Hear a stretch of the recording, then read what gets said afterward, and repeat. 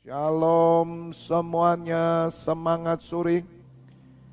Mari sekarang dengan cepat kita buka firman Tuhan dalam 1 Korintus 6. Satu ayat saja. Segala sesuatu halal bagiku, tapi bukan semuanya berguna.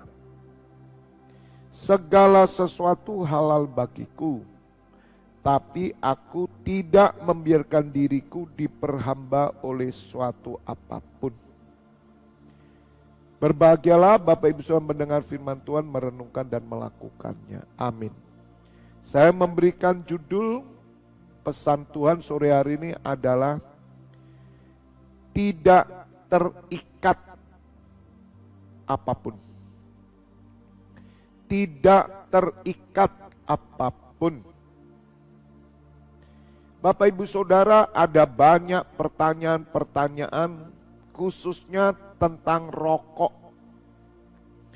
Apakah orang merokok itu masuk surga atau masuk neraka?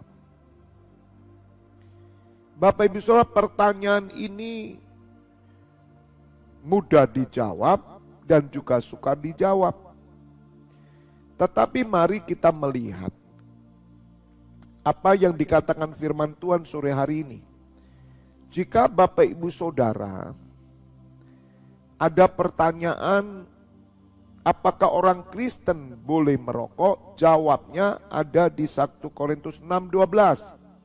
Walaupun perikop ini berbicara tentang percabulan, tapi Rasul Paulus berkata, segala sesuatu halal bagiku, tetapi bukan semuanya berguna. Segala sesuatu halal bagiku, tapi aku tidak membiarkan diriku diperhamba oleh suatu apapun. Bapak Ibu Saudara, rokok itu tidak berguna. Kalau ada orang berkata rokok berguna untuk mengencerkan pikiran, itu orang egois, saudara. Badan WHO saja, World Health Organization, mengatakan bahwa rokok itu membunuh, merugikan, tidak jadi berkat. Jadi rokok itu tidak berguna. Dua, rokok itu mengikat. Bapak Ibu Saudara, orang yang merokok hidupnya terikat. Tuhan tidak suka, tidak berkenan dengan orang yang terikat apapun. Bukan hanya rokok, tapi salah satunya rokok. Itulah kecanduan. Bapak Ibu Saudara, janganlah kita mengabdi kepada mamon. Mamon itu hal yang mengikat. Apa saja yang mengikat kita, yang tidak berguna, maka itu adalah berhala dan itu adalah hal yang tidak dikenan Tuhan. Ada orang terikat, saudara, dengan game-game. Apakah berguna game itu sampai membuat anak tidak belajar, anak tidak ke gereja, kecanduan. Bapak Ibu Saudara, semua yang kecanduan tidak baik. Itu mengikat. Oleh karena itu Bapak Ibu Saudara, sore hari ini jangan ada satupun yang mengikat kita. Sebab kita sudah dibeli. Hidup kita ini milik Tuhan Yesus. Milik Bapa di surga. Jadi jangan mengikatkan diri pada apapun. Segala sesuatu itu halal. Segala sesuatu itu baik. Tetapi kita harus tahu bukan semuanya berguna. Ada orang yang suka tidur jauh-jauh malam. Nongkrong-nongkrong. Tidak ada sesuatu yang dikerjakan. Bahkan mereka hanya keluyuran, bahkan dugem. Bapak Ibu Saudara, itu hal yang tidak dikenan Allah. Itu terikat. Ada orang terikat dengan hobi. Mereka sudah tidak tahu waktu, hobinya memancing, hobinya olahraga, sehingga mereka tidak tahu waktu, saudara. Kalau orang bertanya, bukankah olahraga itu berguna? Memang olahraga itu berguna kalau tepat pada waktu yang kita lakukan. Tapi orang yang kecanduan olahraga, itu orang yang sudah terikat dan menjadi sesuatu yang tidak baik. Karena tanpa sadar mereka akan menjadi sakit dan menjadi hal-hal yang kurang baik. Ada pengorbanan-pengorbanan yang terjadi. Bahkan mereka tidak atau mereka mengabaikan ibadah. Terikat dengan sinetron. Terikat dengan YouTube, terikat dengan semua elektronik media massa. Bapak Ibu Saudara, janganlah kita diperhamba oleh suatu apapun. Jadi Bapak Ibu Saudara, 1 Korintus 6 ayat 12 ini menerangkan kepada kita apakah yang kita lakukan berguna dan apakah kita diperhamba. Jadi kalau Bapak Ibu Saudara sekarang terikat tadi dengan olahraga, berguna enggak olahraga? Berguna, tapi kamu diperhamba tidak?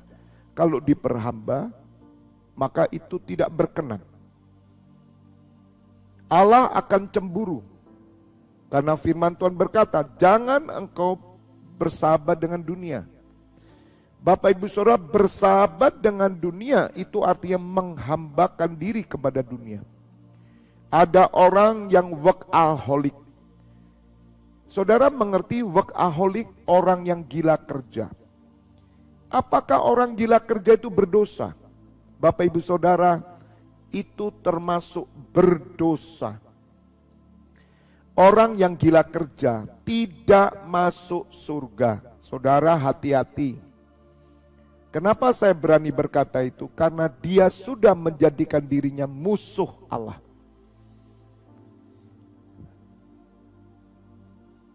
Ada banyak orang-orang di luar negeri, Bapak Ibu Saudara, yang gila kerja. Kalau bisa mereka kerja bukan 24 jam, tapi 48 jam. Kalau perlu tidak ada 1 hari, tapi 2 hari penuh. Karena Bapak Ibu Saudara tahu time is money. 1 jam bisa dihargai mungkin 20.000, 30.000, 1 jam bahkan ada yang 100.000 kalau lembur. Saudara dengar, semua yang memperhamba saudara meskipun bekerja itu menghasilkan uang. Tapi kalau engkau terikat dengan pekerjaan, engkau menjadi musuh Allah. Bapak Ibu Saudara, saya pernah ditegur seseorang karena khotbah saya selalu menyerang pekerjaan. Dan orang ini marah. Sepertinya pekerjaan itu musuh Tuhan. Bapak Ibu Saudara, firman Tuhan berkata orang yang tidak bekerja tidak boleh makan. Tapi kalau saudara terikat pekerjaan sampai melalaikan hidup keagamaanmu, engkau musuh Allah. Jadi Bapak Ibu Saudara, kalau hari-hari ini iblis membuat kita gila kerja, hati-hati saudara. Engkau sudah mengabdi kepada Mamon. Jadi takarannya di sini ada 2. 1, apakah berguna? Kalau berguna, yang kedua, apakah engkau diperhamba? Bapak Ibu Saudara, kenapa orang-orang yang minum minuman keras itu Tuhan tidak berkenan? Apakah orang minum alkohol itu berdosa? Bapak Ibu Saudara, apakah berguna alkohol? Kalau berguna, tidak berdosa. Tapi memperhamba tidak. Kalau saudara kecanduan dan saudara mabuk, itu berdosa. Karena pemabuk itu tidak masuk surga. Jadi Bapak Ibu Saudara, minuman keras itu seperti kita perjamuan kudus, kita minum anggur dari Kana, itu tidak berdosa. Karena berguna dan tidak diperhamba. Bapak Ibu Saudara, berapa banyak orang yang diperhamba dengan rokok? Sekali lagi, Tuhan tidak berkenan dengan orang yang diperhamba. Saudara bisa diperhamba dengan mobil, diperhamba dengan pekerjaan, diperhamba dengan keluarga, diperhamba dengan kekayaan, diperhamba dengan jabatan. Kita hanya boleh diperhamba oleh Tuhan Allah, oleh Bapa dan Tuhan Yesus. Selain itu tidak boleh. Karena saudara milik Tuhan. Saudara bukan milik siapapun yang ada di dunia ini. Karena orang yang diperhamba, dia akan menjadikan tuannya itu berhala. Jika itu dunia. Dan Bapak Ibu Saudara menyadari bukan sekarang berapa banyak orang Kristen yang diperhamba. Makanya bersyukur kita adalah kelompok eksklusif. Di tempat kita tidak ada yang merokok, tidak ada yang mabuk. Orang-orang yang saya gembalakan persyaratannya murni. Yang merokok tidak akan saya gembalakan. Dan orang-orang yang mabuk, orang-orang yang terikat dengan hobi apapun tidak akan pernah boleh. Mereka harus berjuang. Syarat imam tidak boleh merokok. Syarat imam tidak boleh diikat oleh apapun. Jika ada imam-imam yang dirinya diperhamba oleh sesuatu, bahkan rokok, minuman keras, dan hidup tidak tertib, maka mereka harus sadar dan mereka harus meletakkan jabatannya kecuali mereka bertobat. Karena Bapak Ibu Saudara, kita adalah hamba Allah. Saudara harus mengerti. Jadi kalau selama ini ditanya, Pak, orang merokok tidak boleh, kenapa? Sekarang sudah jawaban. Kenapa orang Kristen tatoan tidak boleh? Karena tato itu sudah melambangkan Anda diperhamba. Karena zaman dahulu tato itu adalah untuk budak dan anting-anting juga. Bapak Ibu Saudara, iblis sedang kuat-kuatnya, gencar-gencarnya hari ini. LGBT masuk, saudara. Dan itu sesuatu yang akan mengikat. Orang yang terkena LGBT, mereka sukar akan lepas. Karena itu adalah satu ikatan roh jahat. Roh pelacur besar, roh Sodom Gomora. Hati-hati Bapak Ibu Saudara, karena kita akan menjadi orang-orang yang tidak dikenan Tuhan. Orang-orang yang tertolak. Karena firman Tuhan sudah menjelaskan kepada kita sore hari ini. Jadilah orang-orang yang merdeka. Jadilah orang-orang yang tidak diperhamba apapun. Saudara, orang yang kepahitan itu pasti masuk neraka. Orang kepahitan karena dia diikat oleh setan. Orang-orang yang terikat dengan hal-hal mistik. Hati-hati Bapak Ibu Saudara, saya sedih sekali. Ada banyak orang Kristen yang masih terikat dengan adat istiadat yang tidak sesuai firman. Bapak Ibu Saudara, saya tidak komen apa-apa. Tapi yang saya tahu ketika saudara terikat maka engkau diperhamba. Banyak orang meremehkan hal ini.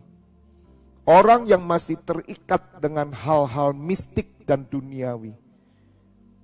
Mereka tanpa sadar, mereka sedang menghamba kepada dunia dan mereka menjadikan diri musuh Allah.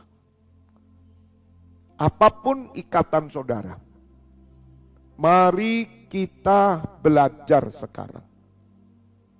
Sungguh-sungguh saudara, supaya kita hidup benar, supaya kita nanti dikhususkan, dibedakan dari dunia dan orang-orang yang lain. God bless you all.